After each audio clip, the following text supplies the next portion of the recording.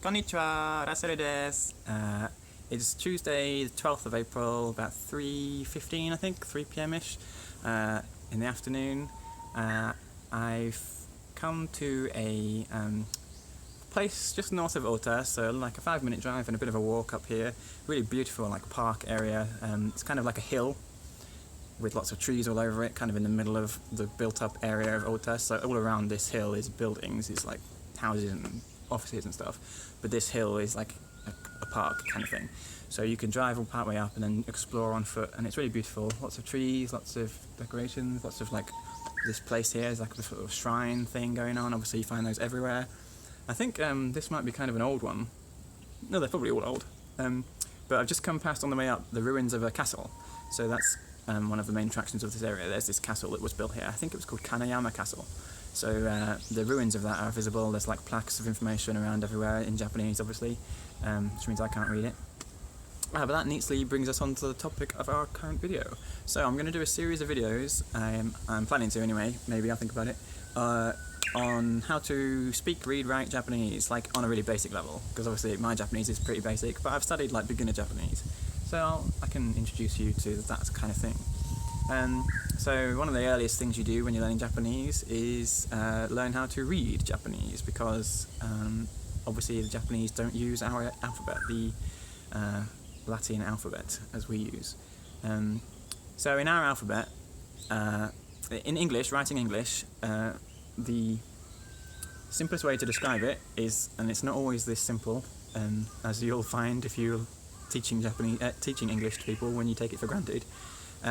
But at a basic level, we have the alphabet, right? 26 letters, and with those letters we build words, and the letters have a sound associated with them, so they're phonetic. One letter, one sound, right? Ideally. English has got a lot of complications, exceptions, wrinkles, and other little things to take into account. For instance, the letter R, it's not always pronounced R, is it? Like, if it comes after an O, O-R, then it's not a R. It's not even its own sound at all. It's a digraph, 2 letters, 2 characters, O and R, making one sound, or. So there are lots of those complications to learn. And you know, as English teachers in England, I had to teach like phonics and spelling and stuff, you know, right the way up from when they join school up to when they leave primary school. They're still learning, you know, spelling rules, which is a nightmare, a headache for teaching English to Japanese people. But in Japanese, they have a similar thing to that. Actually, they have several writing systems in Japanese. They've got 3 different ways to write things, 3 kind of different sets of characters. But the English, at least, has only got one alphabet, right? It's only got the alphabet, A to Z, 26 characters. Although, there's another complication there. When I'm teaching Japanese people how to read English, right, it's not so simple all the time. There's not just 26 letters, is there? There's 52, because we've got capital letters, which they have no resemblance, right? Capital A, little a, like to me, and I guess to most people watching this, that's just the same, like you can know that's A, but to Japanese people, that's completely different, right? So when you're learning English, you've got 52 whole characters in our alphabet to learn, which come in pairs, right, where they mean the same thing, which must be kind of confusing to someone, right? Like, in Japanese, they don't have capital letters, so to tell somebody who doesn't understand that concept that, oh yeah, in English we've got like 26 letters, but each one's got 2 forms, right? You've got like, it's basic, like lower form and upper form. What does that even mean, lower and upper? How is that upper? Like, in the sense of like, higher. Why is that higher? I mean, they're often kind of bigger, I guess, but, you know, there's no reason to have that, right? In Japanese, they do fine without capital letters. So this concept of there being 2 versions of each thing, and they've got to be able to read both, right? Like, so a Japanese person has to be able to read that and that. They're the same word, right? Apple. One's capitalized, one's not. To us, that's fine, because we know those letters. But that's kind of complicated. So in English, we actually have 26 times 2, 52 characters, which are 2 sounds each. So, in Japanese, it's kind of busy here. In Japanese, there's similarly to our alphabet, they have basically what kind of corresponds to an alphabet. It's called Hiragana. So in Hiragana, it's phonetic like our alphabet. When you see a symbol, it's a sound. Unlike our alphabet, there's not so many, I don't know if there's any digraphs. So there aren't any complications like English, where if you know a letter, doesn't mean you know its pronunciation. Given the context, it might have different pronunciations. In Japanese, there's only one pronunciation for every character, although sometimes it can be a little bit more complicated than that. But that's easy to learn. So at its base, every character has got a sound. So for example, if I can draw this properly.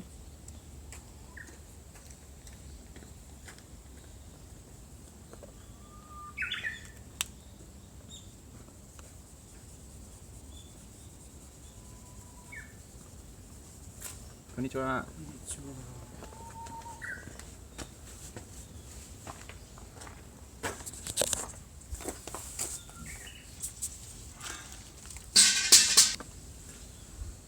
So this video is going to be an introduction to writing and reading Japanese, and I'm going to teach you the hiragana, or the basic idea. I might not be able to teach you all of them, but this is how the simplest form of writing in Japanese works. It's called hiragana. It's like our alphabet. Our alphabet has 26 letters.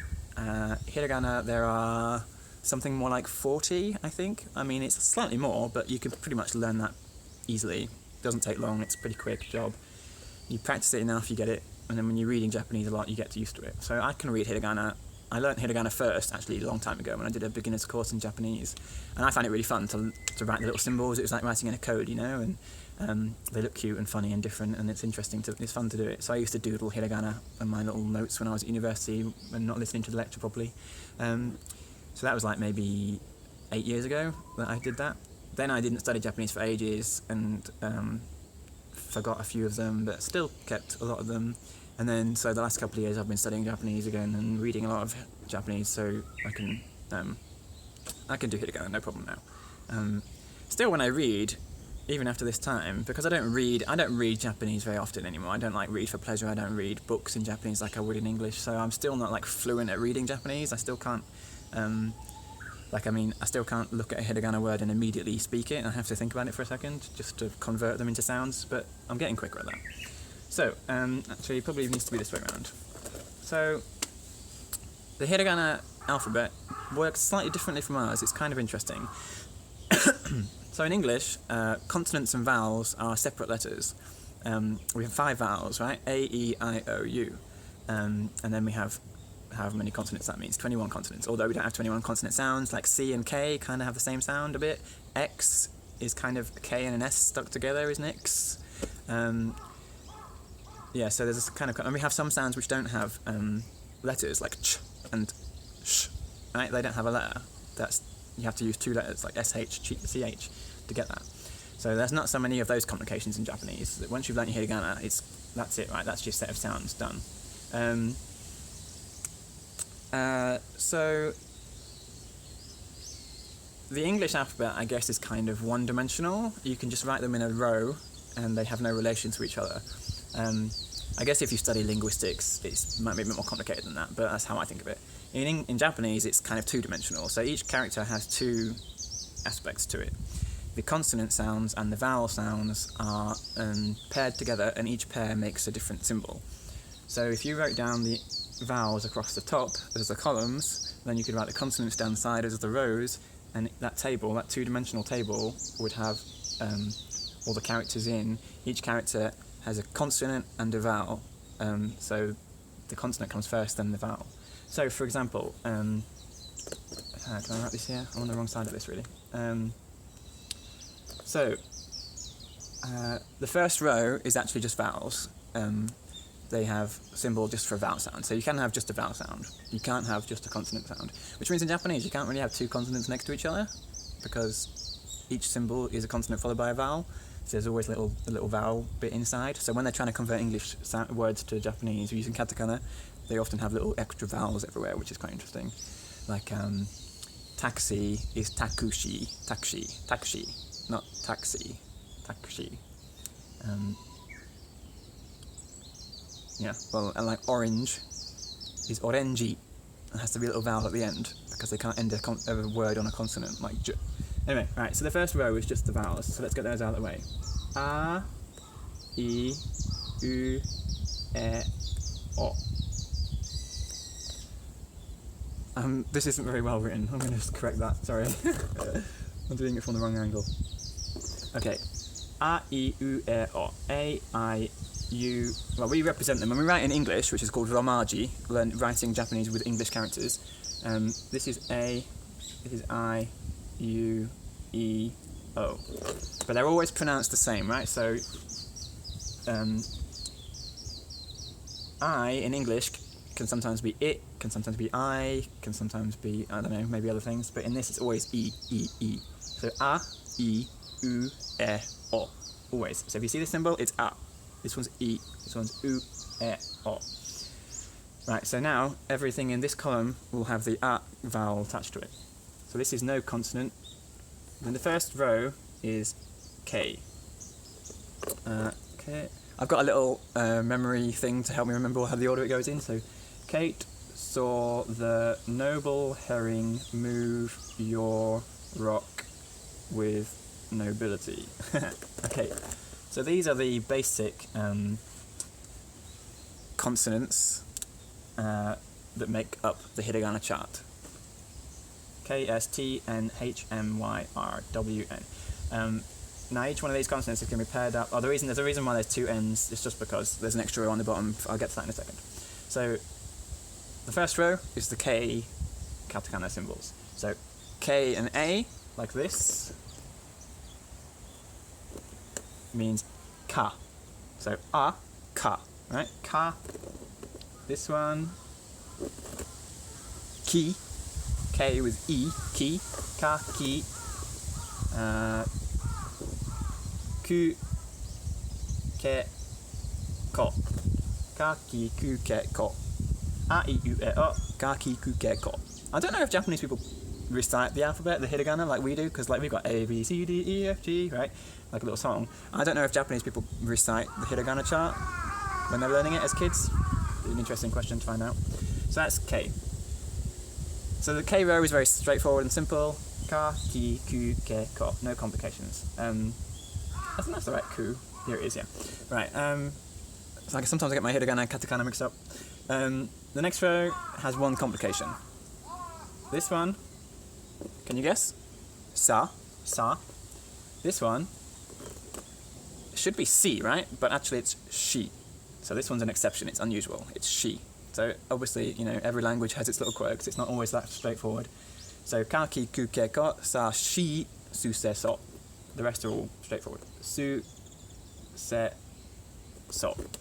Sa, shi, su, se, so. Ka, ki, ku, ke, ko, sa, shi, su, se, so. Shi. This one's used a lot, shi, so you learn it quickly. For example, when I said taxi, that's shi, right? There's no way in Japanese to say si. There's no si. Like if you've got an English word with si in it, it has to be shi if you're going to go Japanese. So if your name has a si sound, let me think, is there any? Si. Can't think of any, but it would have to be shi in Japanese. Okay, T has two little wrinkles in it. Okay, so the first one's straightforward. Ta. This one, which looks like a backwards sa, except joined up. But yeah, there's another way. Another thing to mention, I guess. Handwritten hiragana, which I'm doing here, sometimes look different when they're printed in fonts, like just like in English, right? There's different fonts you can have for your letters.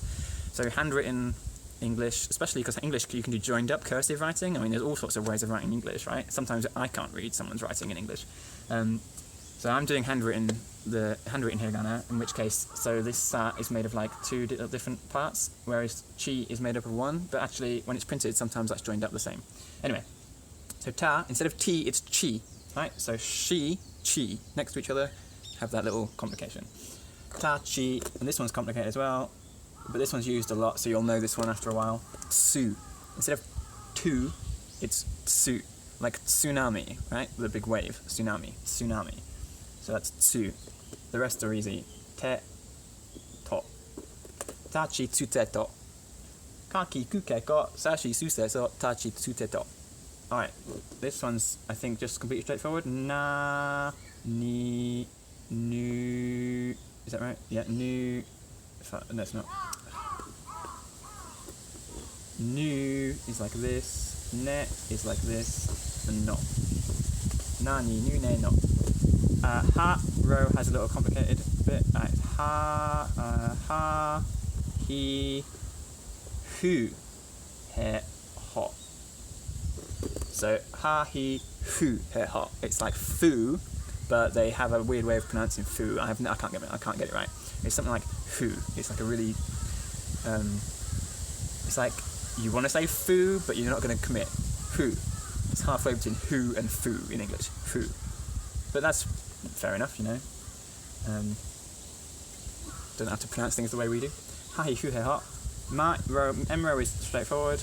Ma, mi, mu, me, mo. So that's simple. The Y row has some missing ones, so there's only 3. Ya, you, that's been badly written. Yo. There's no yi or ye sound. Ya, you, yo. Ra is straightforward. Ra, di. I should write that one better. Di, ru, re, ro. The W one is very strange. There's what, but this is only really used. In fact, I think it's only used as a grammatical. It's never used in words. You never use this to say what in a word. And it's not even pronounced what. It's pronounced o. So it's used in sentences to mark the object of a sentence. So if I was going to say something I ate, like I ate ramen, I'd say ramen o tabimasu. Ramen o. Ramen being a type of food, or sushi, say sushi o tabimasu. Tabimasu is I ate something, or just tells you what happened, the object of the verb. In English we don't have a marker like this. Japanese is full of them. It's called particles. Anyway, so that's what. I think there's a wa as well, but we never use wa. What is wa? Wa. What, do we use wa? Oh, of course we do. Watashi. Okay, oops. It's a katakana wa that you never use, so I don't see. Right, wa as in watashi. Yeah, cool. Right, there's no we, woo, we. And then finally, n row is just an extra symbol. So wa is wa, and this is what, but it's only ever used as o particle for a sentence grammar. This one is actually kind of doesn't belong in the table, I guess. It's not an as. I just put it here to remind me, but it's just on its own. So this is the only exception which doesn't have a vowel. So you can have an N sound on its own, like at the end of a word, or in the middle of a word followed by a consonant. So like kantan, kantan. Oh, that's our first word. Okay, kantan, let's do that. Kantan means easy, kantan. So hiragana is kantan. Hiragana wa kantan desu, easy. So kantan, it's ka, ta, kantan. 4 symbols. Ka, ta, kantan, kantan, kantan. Right? So that's got your N, just using an N on its own. Kantan. This means easy, right?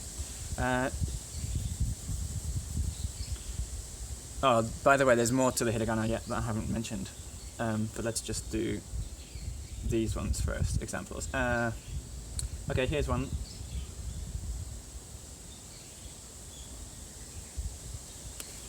So that's 4 symbols. Assuming you can see these okay, maybe you can figure out what that says. I mean, like, you can at least say it out loud, even if you don't understand the meaning. So this is ta, ta, ta. This is no, no, N-O, no, ta, no. This one is our friend shi. Remember that exception? Sa, shi, suceso, shi. And this one is i, i. So this is actually tanoshii, tanoshii, tanoshii, tanoshii. It's kind of like a long I sound on the end. If you wrote it in English, you'd probably write tan, in Romaji, should I say? Tanoshi. Tanoshi. Tanoshi. It means fun. Tanoshi. So, I'm trying to think of a Japanese sentence. I know what I want to say, but I can't get it. We could just say hiragana wa tanoshii desu, hiragana are fun. I wanted to say studying is hiragana is fun. Study is benkyou shimasu, benkyou suru. I think studying Japanese, I think that's hiragana, I mean. Hiragana o benkyou suru koto ga tanoshii desu. Maybe. A bit of grammar I can't get my head around yet. Anyway, so that's tanoshi, that's fun. So this is hiragana. You learn this chart. The way I learned this was, well, obviously reading Japanese frequently helps because you just keep having to translate the same ones and you get used to it and get quicker at it. But the way I first learnt it, so that I could get it, so then I could doodle it at home without having a chart next to me, was I was given this really cool, like, are you still recording, by the way? Yeah, cool. So I was given this, like a memory aid for learning hiragana, which had each hiragana next to like a picture, which was in the shape somehow of the hiragana and had some connection to the sound. So, for instance, ki, this one, they drew a picture of a key, an actual key, right? And it looks like a key, right? It's got like a... Because actually this is, when you write ki out properly, a bit like sa, it's got a join that I didn't draw with my handwriting. So this is ki. When you handwrite it, you tend to miss the bit out in the middle. But it looks like a key, right? If you join this up, and imagine that's the teeth of the key, you can imagine putting that into something and turning it, right? So that's ki. As another example, ko. Ko is like a coin. It's kind of like, because again, like the others, if you do it properly, you join it up, it's like round, right? It's like a coin. Ko, coin. So, this one. It's like thread being sewn, sew, right? If you sew, you put thread back and forth, right? So it's like sewing, sew. I could go on and on and on, right? Looks like noodles, so like a curly noodle with a chopstick through it. Noodles,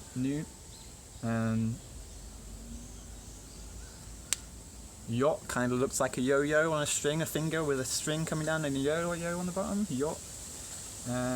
Yeah, there's like, everyone's got a different way of remembering it. So that helped me out. Maybe you could find that chart if you wanted to learn it. Alright, so there's one more wrinkle, one more lovely little addition to hiragana. Because this isn't the full set of sounds in Japanese, there's actually extra ones. So you can change some of these rows can have like a second version. So there's a little mark called tenten, which you put on a hiragana, and it changes the consonant sound to like a harder version, that's how I think of it. So the first one is ta, the T row.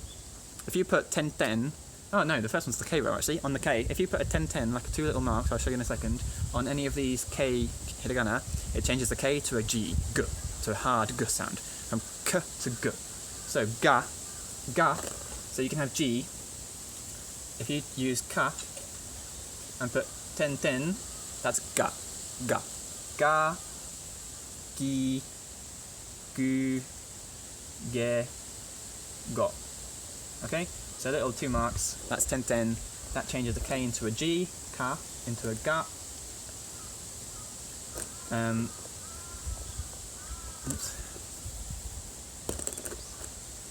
So the full set of those that you can do is G, S turns into a Z, so sa, a Z, I say Z because I teach Japanese people in American ways. Sa becomes za if you put ten on it. T becomes D, it's like a hardening, right? G, S, Z, T, D. H becomes, oh this is a bit weird, H becomes B. M, you can't do it to M, you can't do it to N or Y or R or W, that's it, right? So K, S, T and H can have their consonant sound changed to G, Z, D or B by putting that little 10 mark on it. So for example, okay. Oops, it's bad.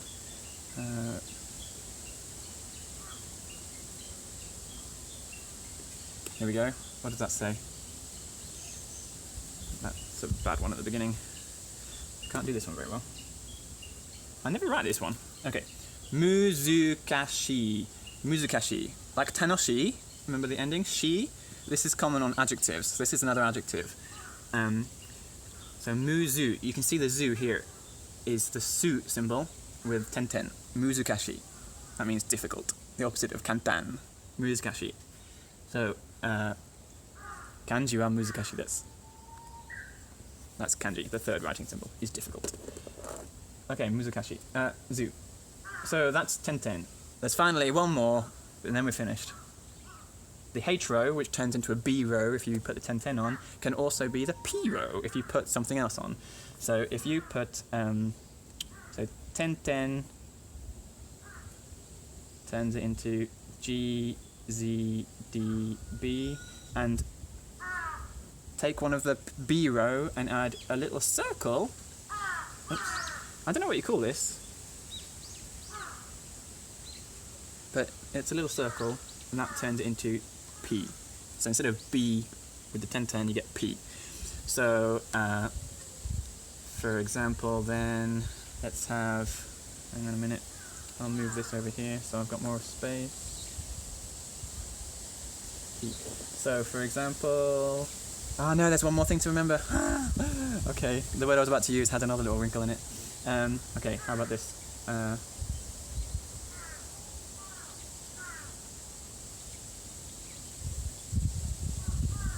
Okay, here's four kanji, four hiragana. This one, see the little circle? That's from the H row. H, ho. So that's po, ke, mo, n. Po, ke, mo, n. Pokemon. Pokemon. Pokemon. Pokemon. Actually, in Japanese, it's called Pocket Monster. Pocket Monsters. But this is Pokemon, if you want to write Pokemon. So the little circle makes a P sound. Alright. There is one more complication. Maybe I should make this 2 videos. Your first job is to learn this chart, right? So you've got to learn that chart, and then you can write most of the stuff. If you learn tenten in this little circle thing, that's easy to add on to that to make some more sounds. So then there's like a couple of exceptions, like this is sa shi su se so, ta chi tsu te to, ha hi hu he ho, and the Y row doesn't have a yi or yet. The W row has all the middle ones missing, and then there's N on the end as well to remember. To remember this, I use a little rhyme. Kate saw the noble herring move your rock with nobility. And then A, I, U, A, O is the order of the vowels is a little bit different from English. We say what do we say? A, E, I, O, U. A, E, I, O, U. I don't know why it's a different order, but anyway. Right, okay, one more little complication.